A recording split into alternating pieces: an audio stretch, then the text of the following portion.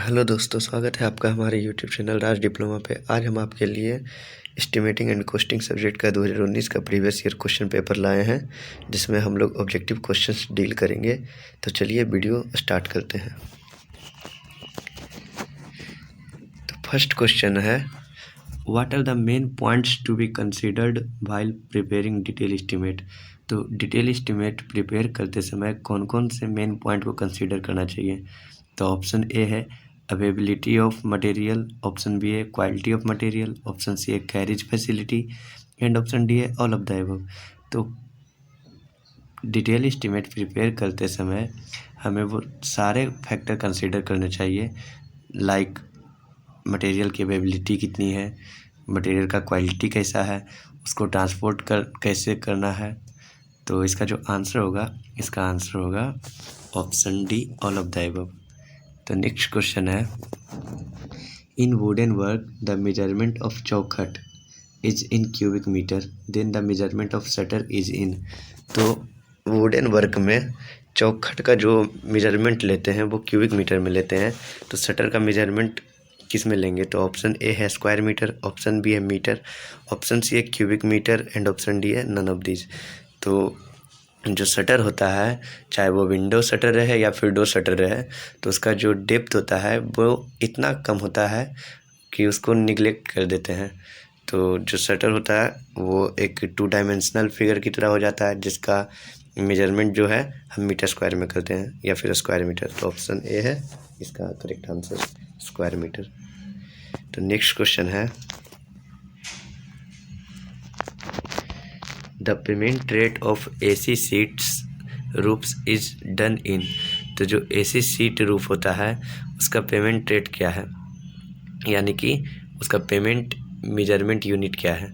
तो option A है per unit length, option B है स्क्वायर मीटर, ऑप्शन सी है cubic metre and option D है per 1000 kg। तो इसका जो आंसर होगा, इसका आंसर होगा option B square metre.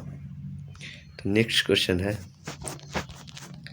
The thickness of layer while filling a pit with earth should be generally. तो किसी भी गड्ढे को भर के लिए अर्थ मटेरियल यूज करते हैं, तो उस अर्थ मटेरियल का जो लेयर होता है उसका थिकनेस कितना होना चाहिए।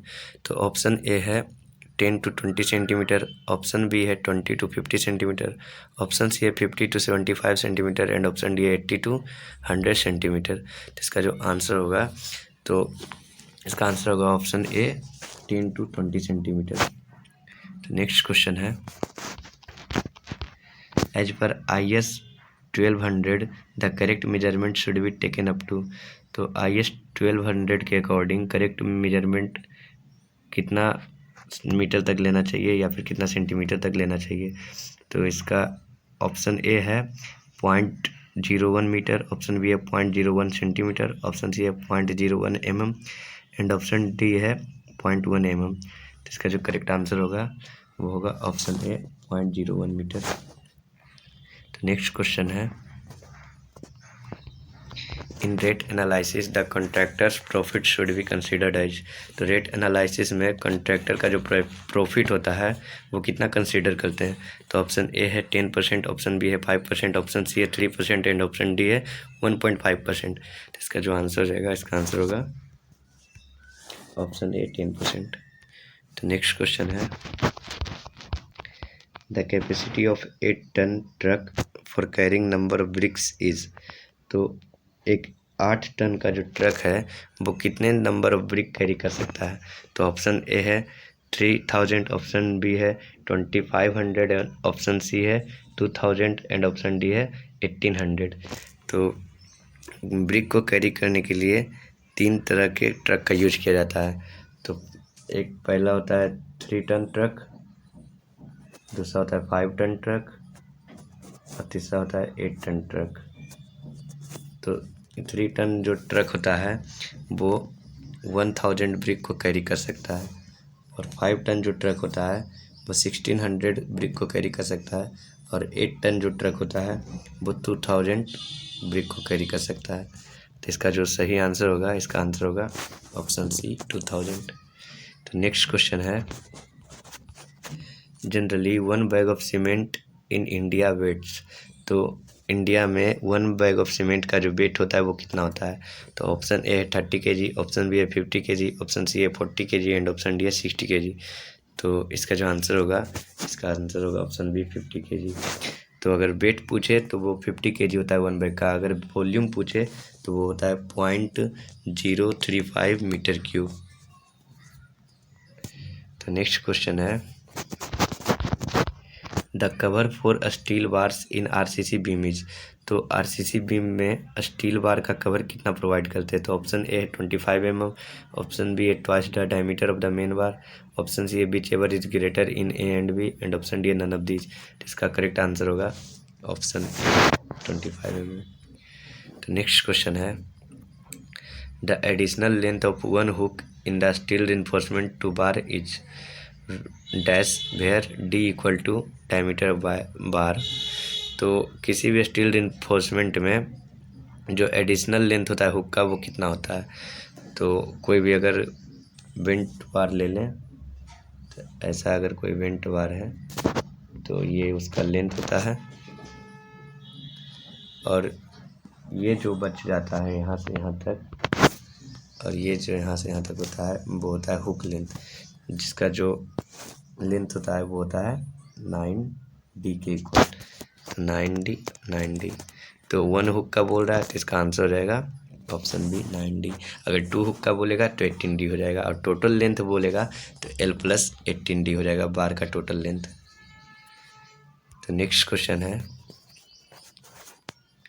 The expected outturn of cement concrete 1:2:4 पर मैसन पर डे इज।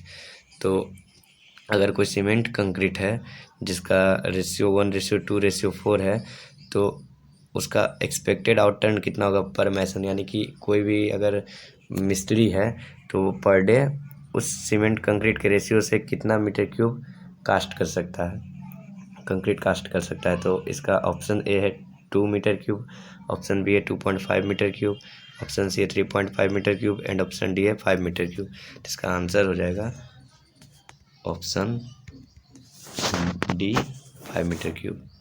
तो नेक्स्ट क्वेश्चन है, the carpet area of the building excludes the following. तो कारपेट एरिया जो होता है बिल्डिंग का उसमें कौन सा इंक्लूड नहीं होता है? तो ऑप्शन ए है बरामदा, ऑप्शन बी है स्टोर, ऑप्शन सी है गैराज एंड ऑप्शन डी है ऑल ऑफ द अबव। तो कारपेट एरिया होता है वैसा एरिया जहाँ पे हम कारपेट बिछा सकते हैं। तो बरामदा में कोई कारपेट नहीं बिछाता है, स्टोर रूम में भी कोई कारपेट नहीं बिछाता है, गैरेज में भी नहीं। तो इसका जो आंसर हो जाएगा, इसका आंसर होगा all of the above, option D. तो नेक्स्ट क्वेश्चन है, the volume of cement required to prepare 10 metre cube of 1:2:4 concrete is. तो अगर 1:2:4 का अगर कंक्रीट प्रिपेयर कर रहे हैं वो भी 10 मीटर क्यूब, तो उसमें सीमेंट का कितना वॉल्यूम लगेगा? तो ये एक न्यूमेरिकल क्वेश्चन है। 10 मीटर क्यूब का वॉल्यूम प्रिपेयर कर रहे हैं तो इसमें हम 50% इसका जो है वाइड के लिए 50% इसका एडिशनल ऐड कर देते हैं। तो 55% ऐड करने पे इसका टोटल वॉल्यूम कितना हो जाएगा? इसका टोटल वॉल्यूम होगा 15.5 मीटर क्यूब। और इसमें सीमेंट का रेशियो निकालने के लिए टोटल रेशियो को ऐड करके इसमें डिवाइड कर देंगे। तो टोटल रेशियो है 1+2+4, तो इसका डिवाइड करके आ जाएगा 2.2 मीटर क्यूब। तो इसका जो आंसर होगा वो होगा ऑप्शन सी 2.2 मीटर क्यूब। तो नेक्स्ट क्वेश्चन है, actual size of modular brick is. तो मॉड्यूलर ब्रिक का एक्चुअल साइज कितना होता है? तो ऑप्शन ए है 15 centimetre into 10 centimetre into 9 centimetre, option B है 19 centimetre into 9 centimetre into 9 centimetre, option C है 20 centimetre into 10 centimetre into 9 centimetre and option D है नन ऑफ दीज। तो इसका जो करेक्ट आंसर होगा वो होगा option B 19 centimetre into 9 centimetre into 9 centimetre. तो नेक्स्ट क्वेश्चन है, the amount of lime required for 1 coating of white washing of 100 metre square plaster is. तो अगर 100 मीटर स्क्वायर का अगर प्लास्टर कर रहे हैं वाइट वॉशिंग का, तो उसमें लाइम का कितना अमाउंट रिक्वायर्ड होगा 1 कोटिंग के लिए? तो ऑप्शन ए है 10 kg, ऑप्शन बी है 15 kg, ऑप्शन सी है 20 kg एंड ऑप्शन डी है 25 kg। तो इसका जो आंसर होगा, इसका आंसर होगा ऑप्शन ए 10 kg। तो नेक्स्ट क्वेश्चन है the payment unit for the steel in grill work is in. तो जो स्टील में जो ग्रिल वर्क होता है उसका पेमेंट यूनिट क्या है? तो ऑप्शन ए है वॉल्यूम, ऑप्शन बी है वेट, ऑप्शन सी है both A and B and option D none of the above. तो जो स्टील वर्क जितना भी होता है उसका जो पेमेंट यूनिट होता है वो होता है पर क्विंटल, मतलब कि क्विंटल में ही उसका पेमेंट होता है। तो क्विंटल जो है वो किसका मेजरमेंट यूनिट है? तो क्विंटल जो है वो वेट का मेजरमेंट यूनिट है। तो इसलिए इसका आंसर जो हो जाएगा ऑप्शन बी वेट हो जाएगा। तो नेक्स्ट क्वेश्चन है